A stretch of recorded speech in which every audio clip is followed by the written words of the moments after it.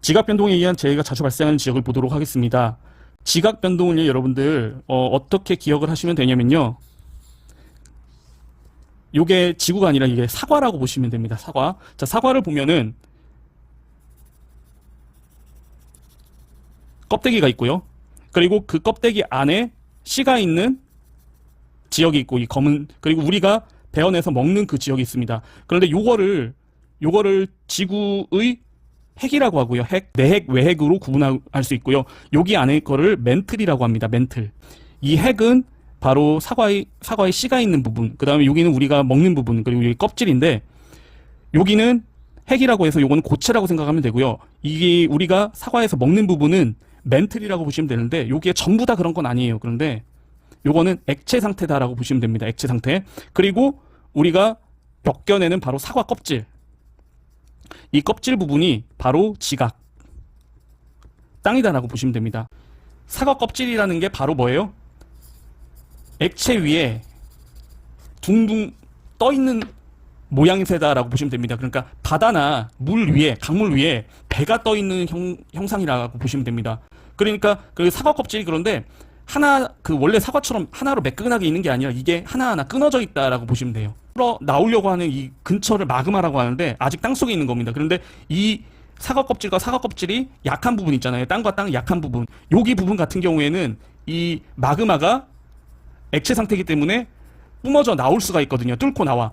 근데 이 뚫고 나올 때 그냥 뚫고 나오는 게 아니라 굉장히 흔들흔들 하면서 서로 부딪힌다고요. 서로 부딪혀요. 이 지각과 지각이 서로 부딪히면서 흔들리는 게 바로 뭐예요? 흔들리는 게 바로 지진이고, 그리고 이게 지각판과 지각판이 이렇게 갈라지면서 용암이 솟구쳐 오르면서 산이 만들어지는 게 바로 화산이다라고 보시면 됩니다. 지각판과 지각판, 그러니까 사과 껍질과 사과 껍질이 서로 뭐예요? 갈라져 있는 부분 같은 경우에 굉장히 약한 부분이고, 이 약한 부분이 바로 뭐예요? 화산 활동과 지진 활동이 동시에 일어나는 곳이다라고 보시면 됩니다. 그래서 선생님이 지금 그림을 화산대와 지진대의, 그러니까 화산 활동이 일어나는 지역과 지진 활동이 일어나는 지역이 거의 일치한다라고 보시면 될 것 같습니다. 그리고 우리는 이 지역을 산이 활발하게 만들어진 지역이다라고 해서 조산대라고 이름을 붙이기도 합니다. 자, 의미를 보면요. 화산 활동은요, 땅속의 마그마가 지각이 갈라진 틈이나 약한 부분을 뚫고 나와서 분출하는 현상이다. 그래서 땅속에 있는 마그마가 야호하고서 지상으로 나와서 흘러내리는 것을 용암이라고 합니다.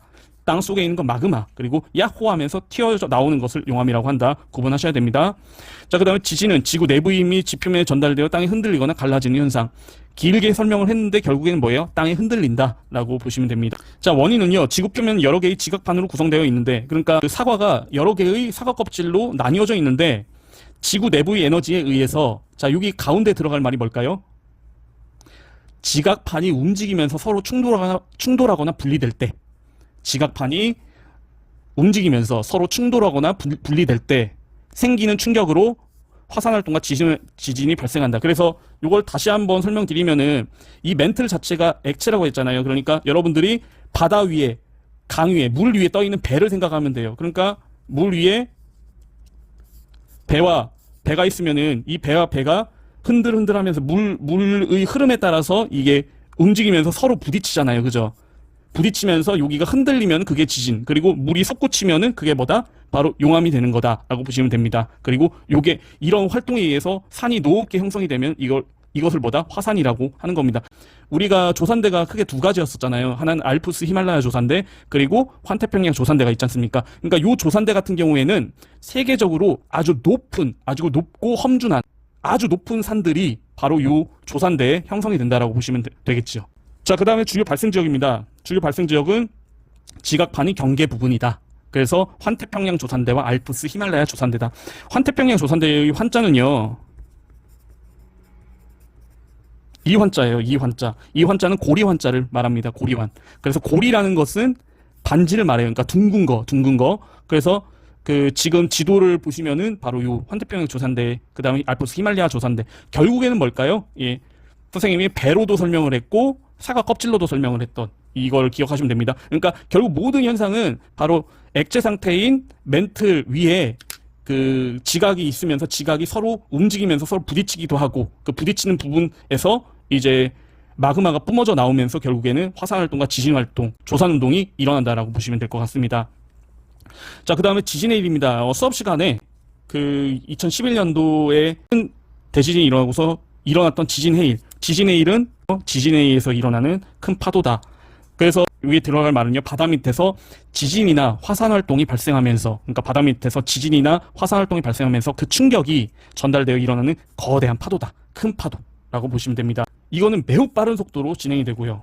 그리고 발생 지점으로부터 수천 킬로 떨어진 곳까지 영향을 주게 됩니다. 대지진 때도 그 강도가 9.0으로 굉장히 강하기도 했지만은 바다에서 일어나면서 높은 쓰나미, 이 지진의 일이 일어나면서 그 해안가에 살던 일본 주민들이 많은 피해를 입었다는 것을 영상으로도 우리가 알 수 있었습니다.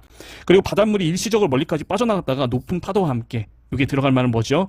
해안으로 밀려오면서 큰 피해를 준다. 해안으로 밀려오면서 큰 피해를 준다라고 보시면 될 것 같습니다. 주요 발생 지역은 화산활동과 지진이 잦은 인도양과 태평양 일대. 그러니까 결국에는 어느 주변이에요? 알프스 히말라야 조산대, 환태평양 조산대의 그 주변 지역이 주요 발생 지역이다라고 보시면 될 것 같습니다.